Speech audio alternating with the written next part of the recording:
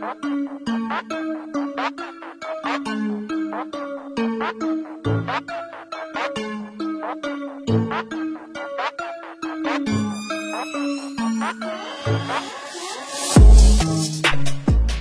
semuanya, kembali lagi ke channel yang seadanya ini. Masih seperti biasa, gue akan ngelanjutin pembahasan novel Tsukiga Michibiku, yaitu di chapter 263 sampai 268. Di pembahasan kali ini ada beberapa yang cukup menarik ya, jadi disimak aja. Nah, bagi kalian yang baru mampir, silahkan ditonton dulu video sebelumnya biar tahu alur ceritanya. Dan jangan lupa untuk subscribe-nya juga sebagai bentuk dukungan untuk channel ini ke depannya. Oke, jangan lama-lama lagi, skui kita gaskeun. Anata, Kuzunoha. Nani yo sono kao? 好きに思えばいいさ。ほんと自分に嫌気がさす。 Nah, pada saat mereka makan siang, Rokuya dan Makoto pun mengobrol. Mereka mengobrol tentang penyerangan anak buah Tomoki terhadap Makoto dan mengobrol tentang masakan Shimio. Rokuya bertanya ke Makoto siapa yang memasak makanan Jepang yang dimakannya. Makoto pun menjawab yang masaknya adalah Mio dan Shi. Mendengar itu, Rokuya yang berhadapan dengan Makoto pun langsung berpindah ke arah Mio. Dan tiba-tiba Rokuya mencium si Mio. Mio pun berdiri dan mau menghentam si Rokuya, namun dihentikan oleh Makoto. Makoto pun menanyakan apa tujuan si Rokuya tersebut. Rokuya menjelaskan kalau dia hanya ingin mencium aroma masakan yang dibuat oleh Mio.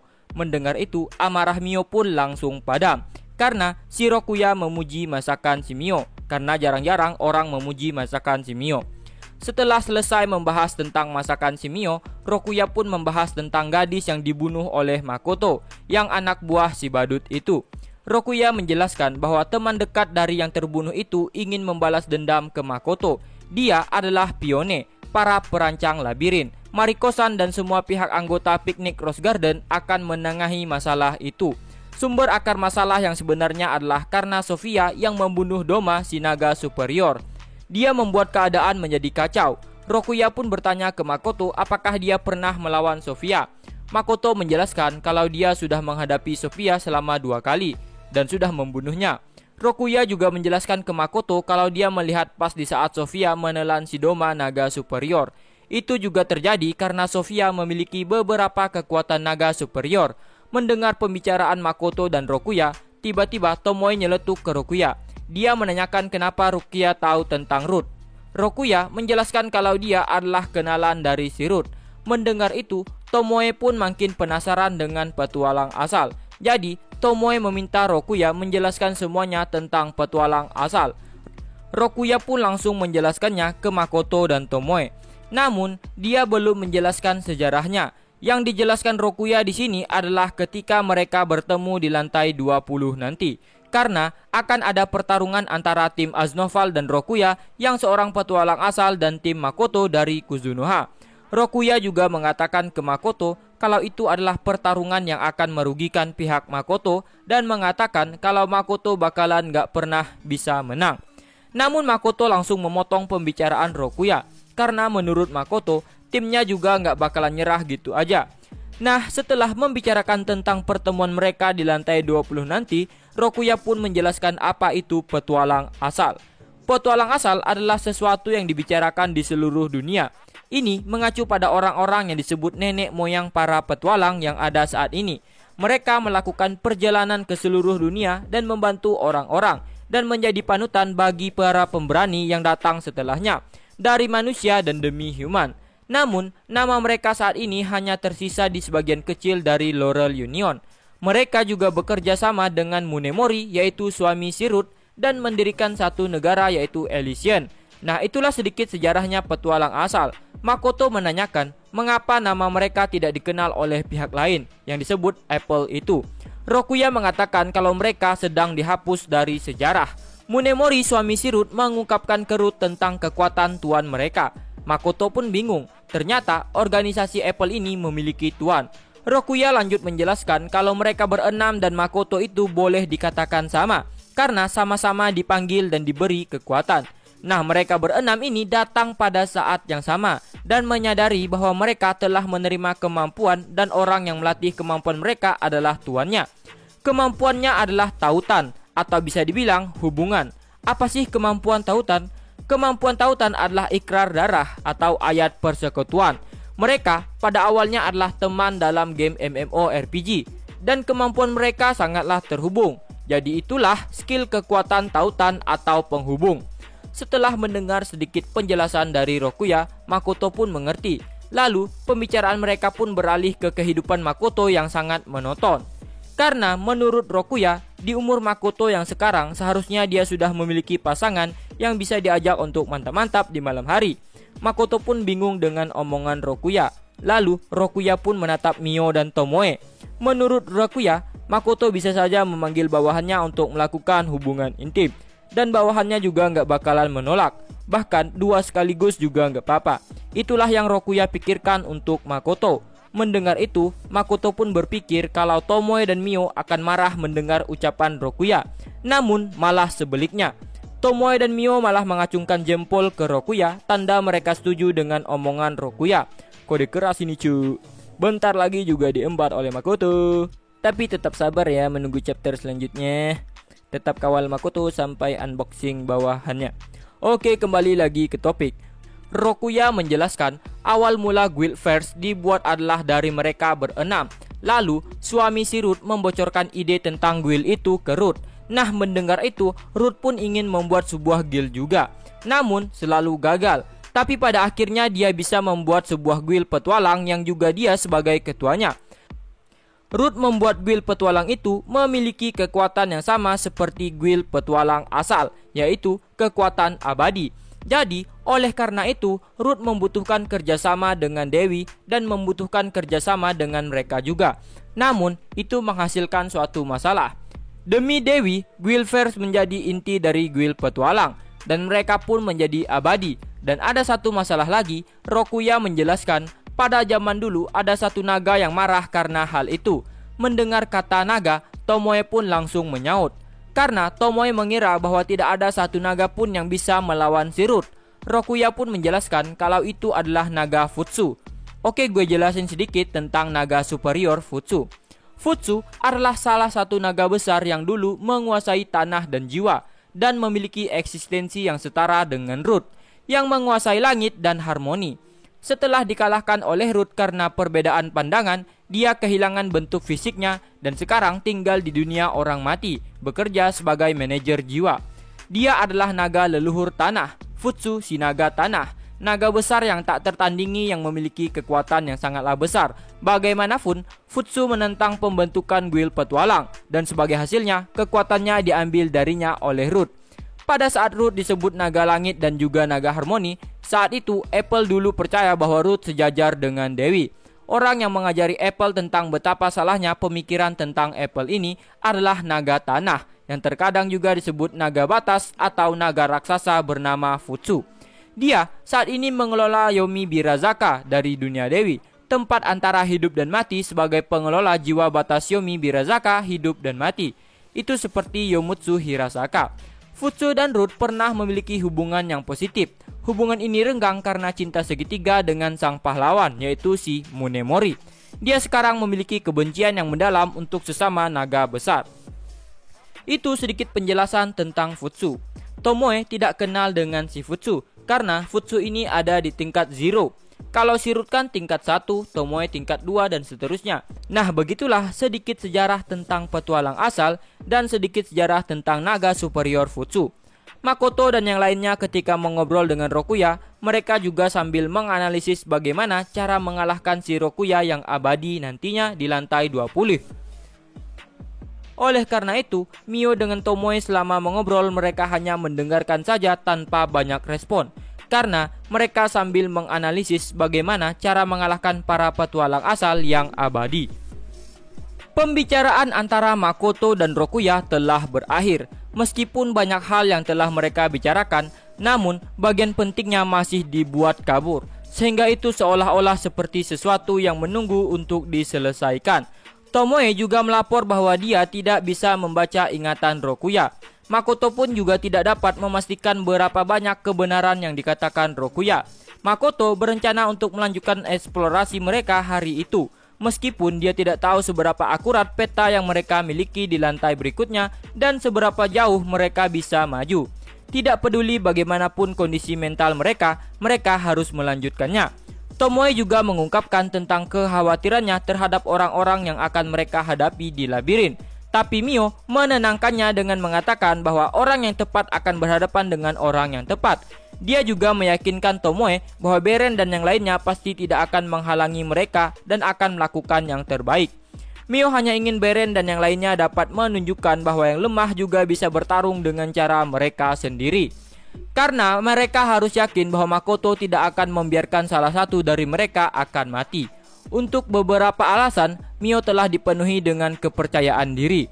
Di sisi lain, Tomoe tidak mengatakan apa-apa dan kehilangan kata-kata. Tepat setelah mendengar apa yang dikatakan oleh Mio, Beren dan yang lainnya pun menegakkan punggung mereka. Makoto juga sudah memutuskan bahwa dia tidak akan membiarkan mereka mati dan akan membawa tentara bayaran ke Shige tanpa kehilangan siapapun. Karena bagi Makoto yang berkeinginan mengalahkan Dewi, mereka bukanlah halangan. Makoto memegang keyakinan bahwa sebanyak apapun pengalaman mereka belum memiliki pengalaman dalam menantang Dewi. Dengan semangat yang terpencar dari wajah mereka, mereka pun memulai perjalanan. Pertama, mereka akan mengumpulkan informasi mengenai 3 formasi teleportasi yang mengarah ke lantai 11 dan kemudian membahasnya. Mereka terus melanjutkan penjelajahan mereka hingga menjelang malam dan tiba di pintu masuk lantai 14. Mereka pun membagi tugas mereka dan menjelajahi berbagai jenis lantai, kekuatan Mamono, ukurannya, jebakan yang dipasang, dan setelah mengumpulkan informasi, Hokuto, Tomoe, dan Mio menganalisisnya dan memutuskan jalan yang harus diambil. Motivasi semua orang cukup tinggi dan pembagian kerja selesai tanpa penundaan. Makoto yang sedang berjalan menyusuri jalan kota yang terhubung dengan labirin besar melihat Akashi dan Yuduki menuju sebuah bar. Kemudian dia pun mengikuti mereka dan ikut masuk. Makoto pun segera menyapa mereka seolah-olah pertemuan itu merupakan kebetulan.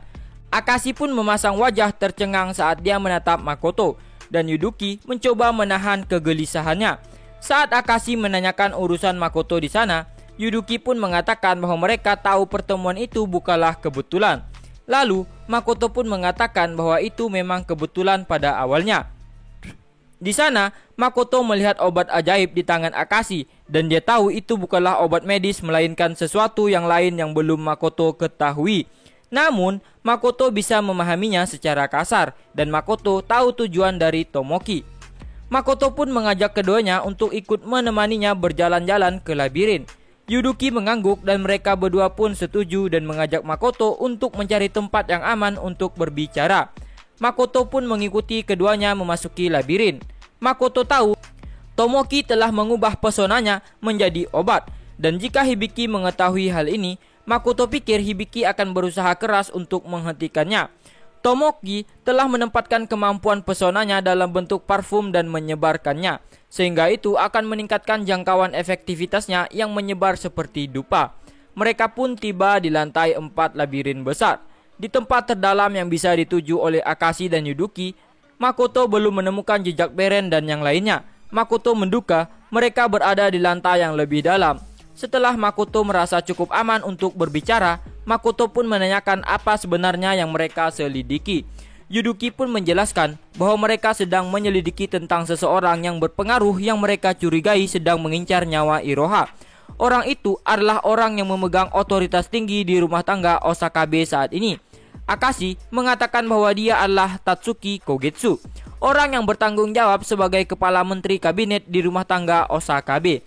Kemudian Yuduki pun memperingatkan Makoto untuk berhati-hati karena orang itu juga menaruh perhatian kepada perusahaan Kuzunoha karena telah memasuki negara dengan surat promes yang mewah dari keluarga Kahara. Makoto pun bertanya kepada Akashi dari mana dia mendapatkan botol seperti parfum itu. Akashi pun menjawab bahwa dia bahkan tidak mengingatnya. Makoto berasumsi bahwa Akashi telah terpengaruh oleh pesona Tomoki yang telah disebar. Namun, Yuduki mengatakan bahwa sebelumnya Akashi mengatakan kepadanya bahwa dia telah menemukan koneksi yang akan mendukung situasi Iroha dan telah menemukan tempat yang bisa mereka gunakan sebagai tempat persembunyian yang aman. Sehingga Akashi membawanya ke tempat itu. Lalu, Makoto bertanya kepada Yuduki apakah dia ingat bentuk botolnya. Yuduki menjelaskan bahwa Akashi mengatakan kepadanya bahwa itu semacam dupa simbolis di suatu tempat dan mereka mengambilnya sedikit untuk diselidiki. Namun Akashi tidak ingat. Akashi mengatakan dia baru sadar ketika Makoto memanggilnya waktu di bar. Lalu Makoto menanyakan rencana mereka hari itu. Yuduki pun mengatakan bahwa rencana mereka adalah membuat koneksi dengan seseorang yang sangat penting bagi Iroha. Dia adalah Haruka, ibu si Iroha. Akashi pun membenarkannya bahwa Haruka telah mengundangnya ke kuil Kishimo. Kemudian, dia dibawa ke sebuah ruangan dengan aroma parfum yang harum. Dia mengatakan bahwa dia juga melihat bendahara yang memiliki keterampilan di atas rata-rata. Yuduki pun bertanya kepada Akashi di mana kuil Kishimo itu. Akashi pun menjawabnya bahwa itu berada di tempat keluarga cabang Osakabe, di mana ada beberapa rumah dan tempat yang digunakan sebagai kuil keluarga di jalan Sekuok. Setelah mendengar penjelasan mereka, firasat buruk pun terus berkembang di benak Makoto, karena itu memperingatkannya pada saat dia melihat istri Rembrandt dan putri-putrinya. Akashi menjelaskan bahwa dia telah dititipi oleh Haruka sebuah botol kecil untuk diberikan kepada Iroha demi tuannya. Akashi pun berpikir untuk memberitahu Yuduki juga. Makoto pun yakin bahwa sumber dupa pesona adalah kekaisaran. Meskipun dia belum tahu di mana dan sejauh mana penyebarannya, yang Makoto tahu bahwa dupa tersebut telah menyerang ibu Iroha. Saat Yuduki menanyakan apa pendapat Makoto tentang hal itu, Makoto pun menjelaskan bahwa botol dan aroma itu adalah aroma yang memiliki kekuatan pesona yang dikemas di dalamnya, yang membuat siapapun yang menciumnya akan menjadi budak dari pria tertentu. Makoto juga mengatakan bahwa orang yang disebut tuan oleh Akashi sebelumnya adalah Iwahashi Tomoki. Pahlawan kekaisaran dan dupa pesona adalah alat yang digunakannya untuk memperbudak seseorang. Setelah mendengar itu, Yuduki pun terkejut. Setelah mengingatnya, Akashi pun mengatakan bahwa di sana juga ada Kogetsu dan beberapa putri juga. Dan pada akhirnya, pesona Tomoki telah menjadi benih perselisihan di Kanaoi. Setelah pembicaraan panjang mereka, Makoto pun mengajak Yuduki dan Akashi menuju portal teleportasi untuk kembali ke hotel. Dalam perjalanan pulang, Makoto bertemu dengan Beren, Hokuto, dan Shi. Makoto pun bertanya apa yang sedang mereka lakukan di labirin selarut itu. Beren dan Hokuto pun ragu untuk menjawab pertanyaan Makoto. Kemudian, Shi pun mengatakan bahwa itu adalah penculikan. Dia menjelaskan bahwa dia telah diculik paksa oleh Beren dan Hokuto dan dibawa ke penjara bawah tanah itu. Shi juga menjelaskan bahwa tujuan mereka sebenarnya adalah untuk melakukan persiapan dengan cara pergi terlebih dahulu. Karena Shi menolak untuk melakukan persiapan, jadi mereka pun menculik Shi dan membawanya dengan paksa. Beren pun meminta maaf atas kejadian itu dan meminta Makoto akan tetap membawa mereka ke labirin untuk menemaninya. Makoto pun memastikan bahwa mereka akan tetap ikut ke labirin. Namun, dia tidak akan memaafkan kecerobohan yang dapat membahayakan keselamatan mereka. Lalu setelah itu, mereka pun kembali ke hotel. Jalan Candi. Saat pergi ke bagian yang dalam, maka kita akan menemukan cukup banyak kuil agama roh Laurel dan ada satu kuil Kishimo juga. Itu adalah markas bagi orang-orang yang telah diajarkan dan menyebarkan keberadaan pahlawan kekaisaran Iwahashi Tomoki sang badut alami. Di aula bawah tanah di mana ada asap ungu mengambang di sekitarnya, sebuah laporan sedang disampaikan. Laporannya berbunyi bahwa Akashi telah gagal dan komunikasi dengan Manju pun telah terputus. Manju adalah bar mencurigakan yang Makoto masuki sebelumnya. Wanita yang mendengarkan laporan itu menggelengkan kepalanya ke samping dengan sedih. Niat Haruka untuk mengajari Iroha tentang Tomoki telah gagal. Kemudian, dia pun memerintahkan bawahannya untuk menjemput Akashi karena Haruka menilai Akashi masih berguna. Kepercayaan mereka kepada pesona Tomoki telah berkembang menjadi seperti sebuah agama baru di sana. Melihat Haruka yang sedang mabuk akan cintanya kepada Tomoki, Kogetsu pun mengingatkannya bahwa dialah orang yang bekerja sama dengan Tomoki. Jadi, Kogetsu memerintahkan Hinata untuk melakukan apa yang perlu dilakukan. Hinata pun menegaskan bahwa dia sudah memberikan hampir semua yang dimilikinya kepada Kogetsu. Namun, Kogitsu mengatakan bahwa belum cukup. Karena itu baru hampir yang artinya belum lengkap. Lalu, Hinata pun mengatakan selama ayah Iroha belum mati, maka itu tidak akan menjadi lengkap. Jadi, mereka harus membunuhnya dalam keadaan seolah-olah itu adalah kematian yang alami agar Sairit tidak curiga. Cara Haruka berbicara pun membuat Kogitsu menyipitkan matanya. Karena Kogitsu merasakan dua makna di balik Haruka yang tidak memanggilnya suaminya. Yang pertama adalah bahwa dia bukan ayah kandung dari Iroha. Dan yang lainnya adalah bahwa dia pasti salah satu orang yang Haruka cintai. Namun hubungannya telah hancur. Kogitsu sendiri tidak ingin bekerja sama dengan kekaisaran. Dia telah menolak pesona pahlawan dan memanfaatkan kekaisaran. Setelah memahami kekuatan sebenarnya dari rumah tangga Okasabe, ia pun berencana untuk melenyapkan semua orang yang dimulai dari Haruka. Haruka mengatakan kepada Kogitsu untuk jangan ragu menjadikan anak-anaknya yang telah dia pengaruhi menjadi kepala keluarga. Kogitsu juga telah mengambil salah satu putrinya dan menjadikannya penerus untuk dikendalikan karena mereka telah diajarkan untuk mencintai Tomoki. Kemudian, Kogitsu pun menanyakan tentang perusahaan Kuzunoha yang memiliki hubungan dengan Sairit dan memiliki tujuan dengan Osakabe. Haruka pun hanya menanggapi dengan mengatakan bahwa saat ini hal-hal yang dapat dilakukan perusahaan Kuzunoha sudah mulai terbebas. Jadi, itu bukanlah ancaman yang berarti bagi mereka. Karena Haruka menganggap situasinya telah berpihak kepada mereka, jadi tidak perlu melibatkan diri terlalu dalam dan membuat orang-orang mati sia-sia seperti 3 gadis Shadowless sebelumnya. Setelah itu, Kogitsu pun pergi mendempalkan tempat itu. Setelah malam berlalu, Makoto datang ke tempat yang bahkan tidak pernah dia bayangkan beberapa jam yang lalu. Luarnya putih bersih dan tempat itu adalah kale neon. Tiba-tiba, Shiki datang sambil menundukkan kepalanya. Dia memberitahu bahwa besok adalah hari kuliah di akademi. Lalu, Makoto pun menanyakan keadaan si Jin. Shiki mengatakan bahwa Jin telah sadar kembali, namun masih dalam keadaan gelisah yang ekstrim. Shiki pun meminta maaf karena dia menganggap itu adalah kesalahannya. Makoto pun tidak mempermasalahkannya.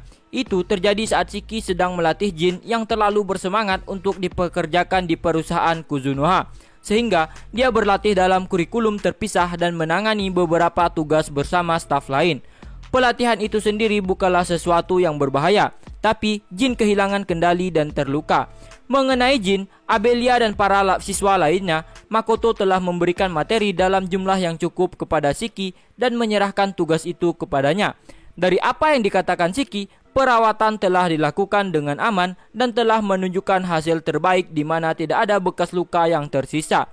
Namun, karena Jin hampir mati dalam pertempuran yang sebenarnya, sehingga itu membuatnya menjadi gelisah. Dengan kata lain, Jin telah mengalami ketakutan akan kematian yang sebenarnya. Sebenarnya Shiki bermaksud untuk menempatkan Jin dalam urusan kale neon. Jadi, Shiki berpikir untuk membuat Jin mengalami pertempuran nyata di negara salju sebagai praktiknya.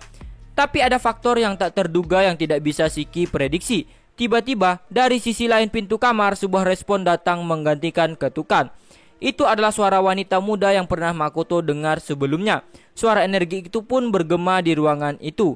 Pemilik suara itu pun segera masuk dan langsung memperkenalkan dirinya kepada Makoto sebagai Sofia yang bertugas di guild petualang. Dia mengatakan bahwa dia telah diperintahkan ayahnya False untuk segera menemui Makoto. Pembunuh naga yang Ruth habisi telah diremajakan dan berdiri di depan Makoto. Tujuan Sofia datang adalah untuk meminta maaf karena dia telah membuat siswa magang Makoto terluka. Makoto menilai bahwa Sofia benar-benar tidak mengenalinya dan untuk beberapa alasan, Sofia juga tampak sangat tertarik pada Makoto. Makoto pun mengatakan kepadanya bahwa tidak ada yang perlu dimaafkan. Itu terjadi karena Jin memang belum berpengalaman. Sofia juga sadar bahwa Jin belum berpengalaman dan agak aneh, tapi dia mengakui bahwa Jin memiliki skill yang cukup tinggi. Sebelumnya Shiki telah bercerita kepada Makoto bahwa Jin meneriakkan kata Miranda pada saat bertemu dengan Sofia di tengah pelatihannya dan berlari ke arahnya. Makoto menyimpulkan bahwa Jin benar-benar yakin Sofia muda itu adalah orang yang bernama Miranda. Dari apa yang telah terjadi, Makoto menduga bahwa semua ini adalah skema yang dirancang oleh Ruth. Dengan bahagia, Sofia terus mengatakan tentang apa yang ayahnya katakan kepadanya. bahwa bisa bekerja sama dengan perusahaan Kuzunoha adalah keuntungan besar bagi guild petualang.